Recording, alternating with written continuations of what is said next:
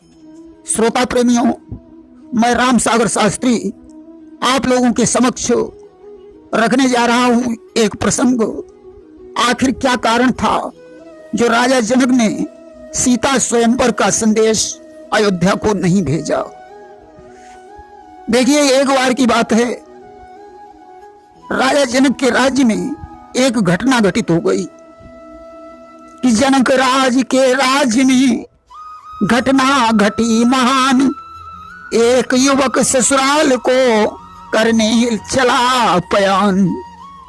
एक बार मिथिला का एक युवक शादी के बाद अपनी पत्नी को बुलाने के लिए ससुराल को चला। चलते चलते रास्ते में एक दलदल पड़ गया कि मार्ग बीच दलदल पड़ा, उसमें देखी गाय, ताके सिर रख कर चरण युवक चला हर्षाए। उस दलदल के बीच में एक गाय फंस गई। अब बेचारी गाय दलदल से बाहर कैसे निकल पाए। आप लोगों ने एक कहावत सुनी होगी कि अपना काम बनता भाड़ में जाए जनता। युवक को ससुराल की जल्दी थी। उसने उस गाय के दुख को नहीं देखा, बल्कि उसकी खोपड़ी पर पैर रखकर दलदल पार कर लिया।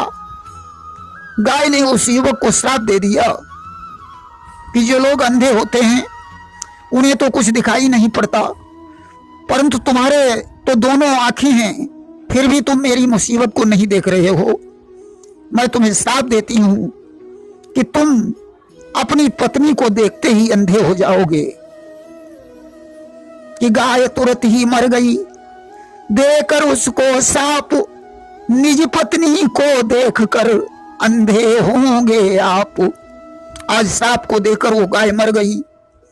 इधर युवक जब अपनी ससुराल में पहुंचा, उसने अपनी पत्नी को देखा। देखते ही दोनों आंखों से प्रकाश चला गया। युवक अंधा हो गया।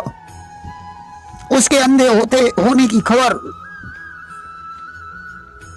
राजा जनक के पास पहुंची। उन्होंने उस युवक को सेवकों के द्वारा अपने दरबार में बुलवाया। बड़े बड़े विद्वान ब्राह्मणों को उपस्थित किया और उस युवक के नेत्रों में ज्योति लाने का उपाय पूछा। पंडितों ने कहा, महाराज अब तो बस एक ही उपाय है, किसी पतिव्रता स्त्री को तलाश किया जाए। कि पतिव्रता नारी जब वो चलनी में गंगा जल भर कर लाएगी, वह जल आंखों में पड़ते ही दृग ज्योति लौट कर आएगी। जब कोई पतिव्रता स्त्री चलनी में गंगा जल भर कर ले आए और वह जल इसकी दोनों आंखों में लगाए, तो इसमें कोई संदेह नहीं है, नेत्रों में पुनः ज्योति आ जाएगी। अब तो राजा जनक पतिव्रता की तलाश करने लगे कि एक पतिव्रता के लिए देखे नाना देश, तब बेबस हो अंत में भेजा अवध संदेश। राजा जनक ने एक पतिव्रता की खोज में अनेकों देश देखे, परंतु कोई पतिव्रता स्त्री नहीं मिली। आखिरकार उन्होंने अयोध्या में महाराज दशरथ के पास संदेश भेजा कि श्री महाराज राजाधिराज, कुछ नई समस्या आई है। मैं देश विदेश खोज हारा, पतिव्रता न कोई पाई है। संदेश में उन्होंने कहा, महाराज दशरथ, मेरे राज्य में एक नई समस्या आ गई है। मुझे एक पतिव्रता की तलाश है। इसके लिए मैंने देश विदेश की यात्रा की, परंतु कोई पतिव्रता नहीं मिली। यदि आपके राज्य में कोई पतिव्रता स्त्री हो तो उसे भेजने की कृपा करें। अब तो संदेश पत्र लेकर दूत अयोध्या में पहुंचा। पत्र पढ़कर महाराज दशरथ हंसने लगे। उन्होंने दूत से कहा, जाकर अपने महाराज से कह देना कि दशरथ ने कहा अयोध्या में काली और कुछ गोरियां हैं। महाराज एक की क्या गिनती, घर घर पतिव्रता नारियां हैं। अरे आप एक पतिव्रता की बात करते हैं, अयोध्या में तो हर घर में पतिव्रता स्त्रियां हैं। आज एक शूद्र वर्ण की स्त्री को महाराज दशरथ ने बुलवाया और उससे कहा, जाओ राजा जनक की समस्या का समाधान कर दो कि शूद्र वर्ण की नारी एक नपने दई पठाए, चलनी में भर गंगा जल उसने दिया लगाए। आज शूद्र वर्ण की स्त्री मिथिला में पहुंची, उसने चलनी में गंगा जल भर लिया और युवक की आंखों में लगा दिया। अब तो चमत्कार हो गया कि जल पड़ते ही आ गई उन नैनों में जोत, वापस लौटी अवध को मगन हृदय में होत। अब तो जल के आंखों में पड़ते ही प्रकाश आ गया। शूद्रा ने महाराज जनक को प्रणाम किया और अयोध्या लौट आई। राजा जनक को यह घटना अच्छी प्रकार याद थी। जिस समय महाराज जनक ने सीता का स्वयंवर किया कि ब्याह योग्य सीता ही अनुमानी और दीन हो भूप स्वयंवर ठानी, उसमें उन्होंने नाना देशों को संदेश भेजा परंतु अयोध्या को कोई संदेश नहीं भेजा।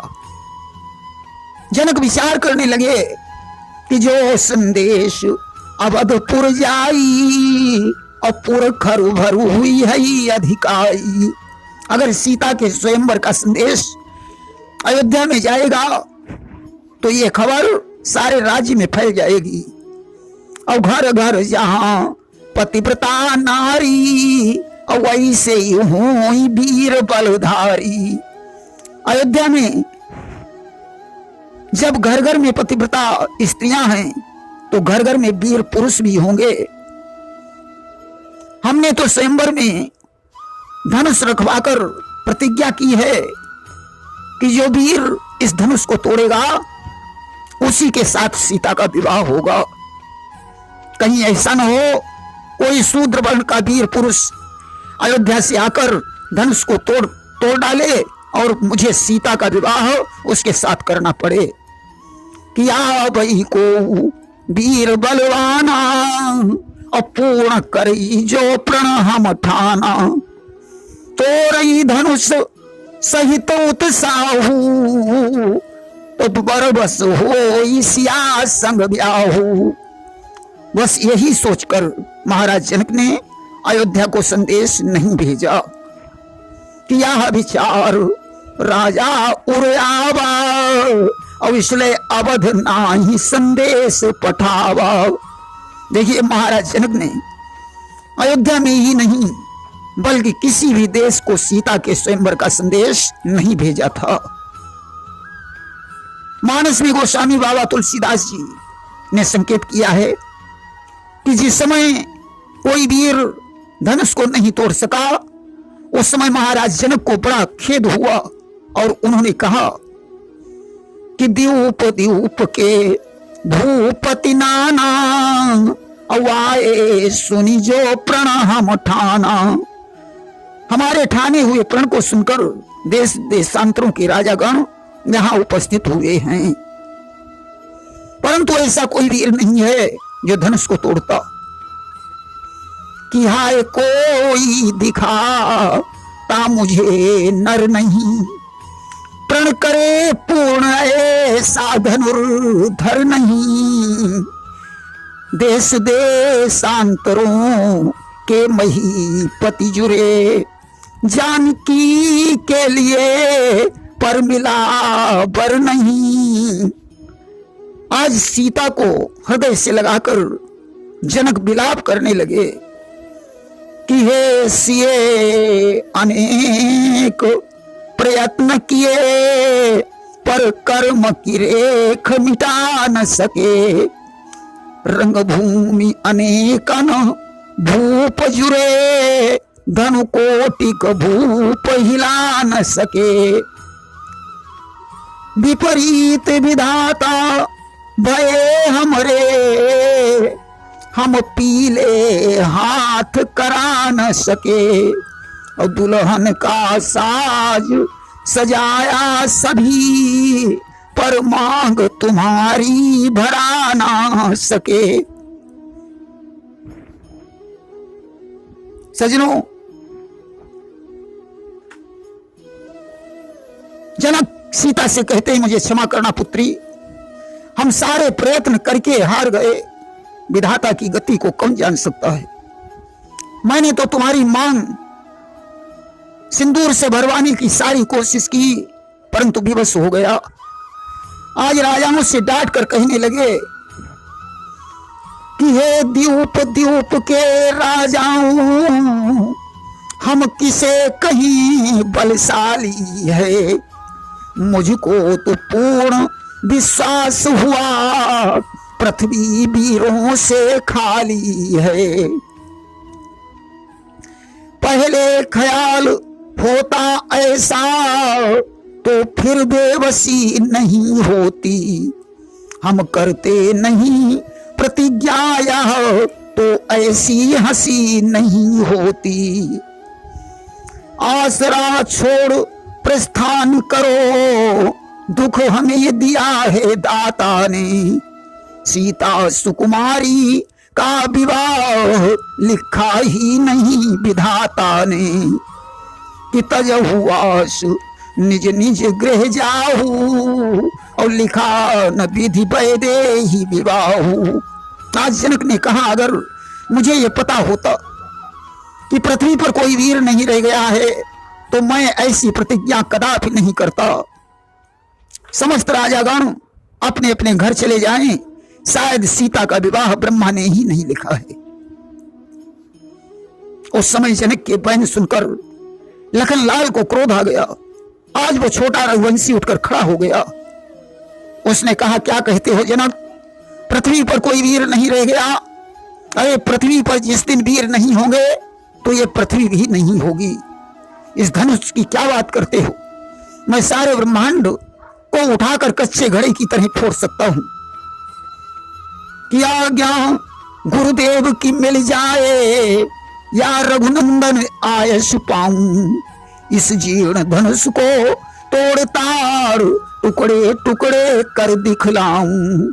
अगर गुरु जी की आज्ञा मिल जाए, या भैया राम मुझे आज्ञा दे दें, तो मैं इस धनुष के सैकड़ों टुकड़े करके तुम्हें दिखा सकता हूं कि पृथ्वी वीरों से खाली नहीं है।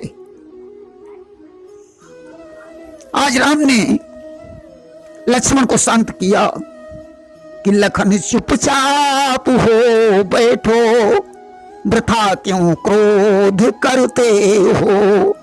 पिता के सम जनक जी हैं, वृथा क्यों इनसे लड़ते हो। राम ने कहा, शांत हो जाओ भैया लक्ष्मण, जनक जी पिता के तुल्य हैं, उनकी बात पर ध्यान मत दीजिए। लक्ष्मण शांत हो गए। उस समय विश्वामित्र ने राम को आदेश दिया, हे राम, शिव धनुष का खंडन करके जनक के संदेह को दूर कीजिए। कि उठहु राम भंजहु भव चापा, और मेटहु तात जनक परितापा। अस्त हुआ क्या कि गुरु का पाके अनुशासन धनुष श्री राम ने तोड़ा। है जोड़ी गांठ सीता से स्वयंवर पूर्ण कर छोड़ा। आज राम ने धनुष का खंडन किया। सीता जी ने राम को जयमाल पहनाई। और ताही समय सुनि शिव धनु भंगा, अवाए भृगुकुल कमल पतंगा। परशुराम जी आ गए। लक्ष्मण परशुराम का संवाद हुआ। राम को विष्णु का अवतार मानकर परशुराम जी ने उन्हें प्रणाम करके तपस्या करने के लिए चले गए। देखिए, स्वयंवर में रावण और बाणासुर भी गए थे, उनका भी संवाद हुआ, परंतु उन्होंने धनुष तोड़ने की चेष्टा नहीं की। कि रावण बाण छुआ नहीं चापा, अवारे सकल भूप करिदापा। रावण और बाणासुर धनुष को प्रणाम करके वापस चले गए। सजनों, अयोध्या से बारात बुलवाई गई। राम और सीता का बड़े प्रेम के साथ विवाह हुआ। जनक के दूसरे भाइयों की पुत्रियों के साथ लक्ष्मण, भरत और शत्रुघ्न का विवाह हो गया। लक्ष्मण की पत्नी का नाम उर्मिला, भरत की पत्नी का नाम मांडवी और शत्रुघ्न की पत्नी का नाम श्रुतकीर्ति था। आज चारों भाइयों का विवाह होता है। प्रेम से बोलिए वृंदावन बिहारी लाल की जय।